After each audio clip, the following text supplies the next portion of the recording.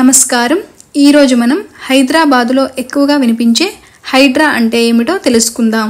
తెలంగాణ రాష్ట్ర రాజధాని హైదరాబాద్లో విపత్తు నిర్వహణ, ప్రభుత్వ ఆస్తుల పరిరక్షణ కోసం 2024లో స్వతంత్రంగా ఏర్పాటైన సంస్థ హైడ్రా, అనగా Hyderabad disaster response and assets monitoring and protection. హైడ్రాకు చైర్మన్ గా ముఖ్యమంత్రి రేవంత్ రెడ్డి వ్యవహరించగా ఐపీఎస్ అధికారి ఏవి రంగనాథ్ కమిషనర్ గా వ్యవహరిస్తున్నారు. 1996 బ్యాచ్లో డిఎస్పీగా కెరియర్ను ప్రారంభించి పలు బాధ్యతలు నిర్వర్తించి రాష్ట్రపతి గాలంటరీ అవార్డు పొందారు.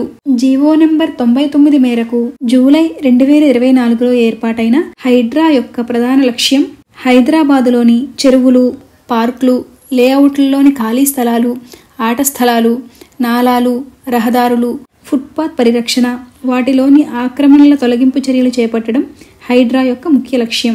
స్వస్తి.